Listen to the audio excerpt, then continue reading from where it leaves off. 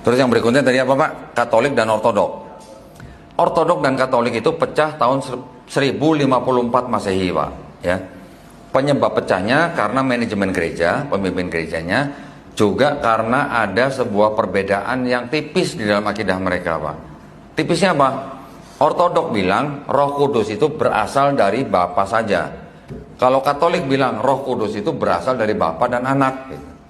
Dah Pak, bedanya cuma itu doang. Tentu saja kalau ritual mirip-mirip lah ya. Bajunya mereka kan juga mirip-mirip kan. Tapi yang paling menjadi dasar mereka pecah cuma dua itu aja. Satu manajemen gereja, yang kedua tentang Roh Kudus berasal dari mana. Tapi memahami Trinitasnya sama Pak. Pemahaman Trinitasnya sama. Yang itu tadi Bapa Tuhan, Yesus Tuhan, Roh Kudus Tuhan. Tapi bukan tiga Tuhan tapi satu Tuhan. Itu sebenarnya melalui proses yang panjang. Kalau Katolik dan Ortodok pecah tahun 1054, akidahnya Kristen itu baru selesai di abad ke-8 Pak. Jadi baru 200 tahun akidahnya selesai, baru mereka pecah gitu. Pertama kali akidahnya umat Islam timbul tahun 325 Masehi di Konsili Nisea yang menetapkan Yesus punya hakikat yang sama dengan Bapa. Nah, itu Yesus baru dianggap ilahi gitu. Ya, 325 Masehi, Pak. Yang kedua, itu belum ada Trinitas loh, Pak. Baru Duinitas, kan baru dua, Bapa dan Yesus gitu. Belum ada Roh Kudus, gitu ya. Belum ada Trinitas. Trinitasnya kapan? Tahun 381 Masehi. Konsili di Konstantinopel menganggap bahwa Roh Kudus juga punya hakikat yang sama dengan Bapa. Baru itu fix Trinitas. Ada Bapa, Putra, Roh Kudus.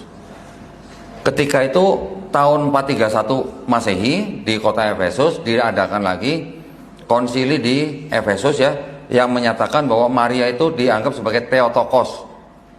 Theotokos itu artinya bunda penghantar Tuhan ke bumi. Jadi Tuhan mau turun ke bumi perlu ada yang ngantar gitu Pak. Maria ini gitu kan. Kenapa bisa ada konsili ini? Karena ada orang-orang Kristen golongan lain yang menyembah Maria sebagai Tuhan. Jadi gereja memutuskan yang menyembah Maria itu bidat gitu. Bidat Pak, bukan bid'ah ya. Bidat sesat gitu maksudnya. Nah, kita mungkin ingat Pak, di Quran surat Al-Maidah ayat 116 kita mengingat bahwa nanti insya Allah akan ada dialog antara Allah Subhanahu Wa Taala dengan Nabi Isa alaihissalam, di mana Allah Subhanahu Wa Taala bertanya kepada Nabi Isa alaihissalam, apakah kamu pernah menjadikan dirimu dan ibumu sebagai sesembahan? Betul Pak? Menurut orang Kristen ayat itu salah. Menurut orang Kristen, Quran nggak tahu Trinitas. Trinitas itu bukan Bapa, Putra dan Maria. Trinitas itu Bapa, Putra dan Roh Kudus. Kenapa Quran bisa menyebutkan Nabi Isa dan Nabi Isa alaihissalam pernah menjadikan dirinya dan ibunya? Jadi Quran salah menurut orang Kristen. Tahu jawabannya Pak? Karena itu tadi ada orang Kristen yang menyembah Maria. Kapan timbulnya? Kira-kira di pertengahan abad keempat. Malah timbulnya di Arab Saudi. Ya. Ada golongan Kristen yang menyembah Maria sebagai Tuhan. Namanya kelompok Koliridianisme. Nah, jadi Quran nggak salah. Pada zaman itu ada orang Kristen yang menyembah Maria sebagai Tuhan.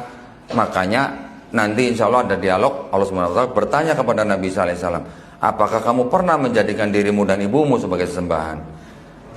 Jadi Quran tuh sudah menjawab semua konsep ketuhanan Kristen Pak.